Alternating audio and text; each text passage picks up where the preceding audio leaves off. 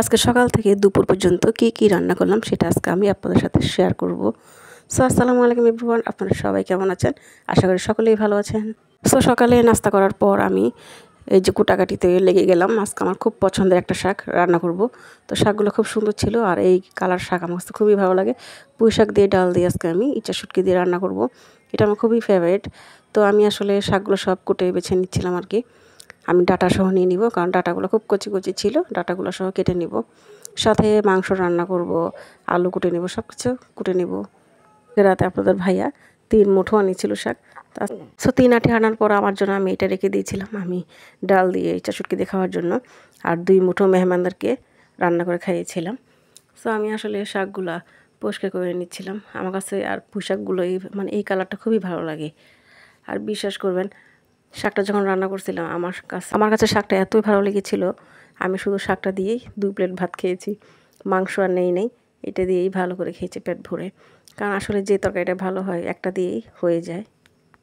আসলে কুটাকুটি করতে কিন্তু অনেক সময় লাগে। তো আমি একা কী করব, তো যতটুকু সময় লাগার করেছিলাম। কুটাকাটি করার পর আমি আসলে কিছু মশলা বেটে নিয়েছিলাম, ওইটা আর আপনার সাথে শেয়ার করা হয় নাই। আর ডাটাগুলো আমি খুব ছোট ছোট করে কেটে নেব, কারণ বড় করে কাটবো না, ছোট ছোট কুচি কুচি করে কেটে নেব। এদিকে আমি আলুগুলো কেটে নিচ্ছিলাম মাংসের জন্য, কারণ বাচ্চারা আলুটা পছন্দ করে, সেই জন্য বাচ্চাদের জন্য আমি আলুটা নিয়ে নিব। আলু কাটার পর পেঁয়াজ কেটে নিব, পেঁয়াজ যা যা দরকার সব কেটে নেব আমি। আর আমার কাটাকাটি হয়ে গেলে তো আমি সব কিছু বাহিরে নিয়ে একবারে রান্নার ভিডিওটা আমি স্টার্ট করব। তো বাহিরে আমি যখন সব কিছু নিয়ে যাই, প্রায় আমার 10 মিনিটের মতো লেগে যায়, কারণ সব কিছু আমার একা হাতে নিতে হয়। আমার মেয়েটা ঘুম, আমি সেই জন্য খুব তাড়াতাড়ি করতেছিলাম যে আমি তাড়াতাড়ি এগুলো কুটা বাছা করে সব কিছু নিয়ে রান্না করতে চলে যাব। আর ও ঘুম থাকতে থাকতে যেন আমি রান্নাটা শেষ হয়ে যায়, আমি সেটা চেষ্টা করতেছি। আর কারা কারা পুঁই শাক পছন্দ করেন আমার মতো এভাবে খেতে, অবশ্যই কমেন্ট বক্সে জানাবেন। সাথে আমি মুরগিগুলো আসলে কেটে নিব পিস পিস করে। তো আমি কলিজাগুলো মাশাআল্লাহ অনেক বড় ছিল, তো কলিজাগুলো আমি মাঝখান দিয়ে কেটে নিচ্ছিলাম আর কি। সাথে মাংসগুলো আমি কেটে একদম পরিষ্কার করে ধুয়ে আমি সব কিছু নিয়ে যাব। আমার কপালটা এতই খারাপ, মেহমান থাকলেও আমার একা হাতে সব কিছু করতে হয়, আর মেহমান না থাকলেও আমার একা হাতে সব কিছু করতে হয়। সব কিছু কেটে আসলে আমি সব কিছু রেডি করতে করতে এদিক দিয়ে আমার মেয়েটা উঠে যায় ঘুম থেকে। কী যে ঘুম যায় মেয়েটা বুঝি না, আধা ঘন্টাও ঘুমায় না। তো জায়গায় আমি আসলে সব রেডি করে নিয়ে আসছি রান্না করতে। এখন আমি পুঁই শাকটা রান্না করব।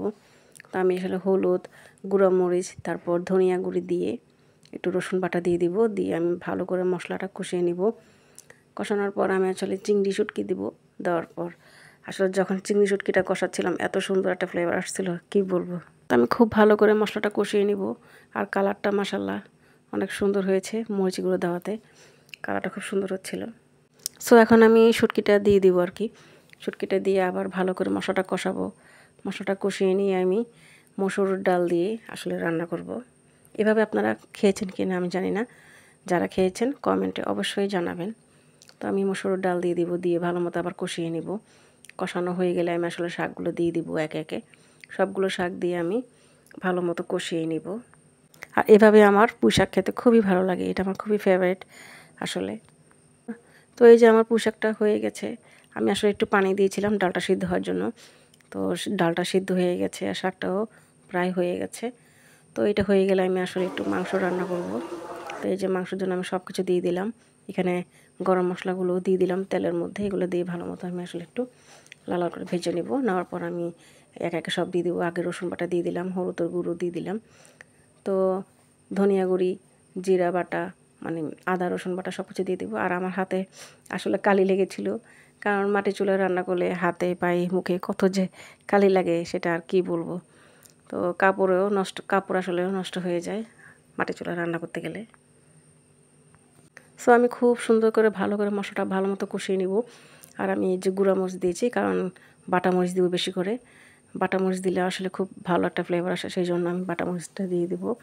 তো কালারটা ভালো আসে নাই, কিন্তু খেতে কিন্তু ভালো হয়েছিল মাংসটা। তো এই যে লবণ দিয়ে আমি ভালো মতো মশলাটা কষিয়ে নিব। এই যে আমার মাংসটা কষানো হয়ে গেছে বন্ধুরা। তো কষানো হয়ে গেছে, আমি সব কিছু দিয়ে দিব মশলার মধ্যে, আমি সব দিয়ে দিব, মাংসগুলো দিয়ে ভালো মতো কষিয়ে নেব। আসলে আমার কাছে মাখা মাখা মাংসটা ভালো লাগে, আজকে একটু মাখা মাখা করব। সো এখানে মাংসর সাথে কলিজাগুলো ছিল আর কি। সো বন্ধুরা এই পর্যন্ত, সবাই ভালো থাকবেন, সুস্থ থাকুন, আল্লাহ হাফেজ। সবাই ভালো থাকবেন, আসসালামু আলাইকুম।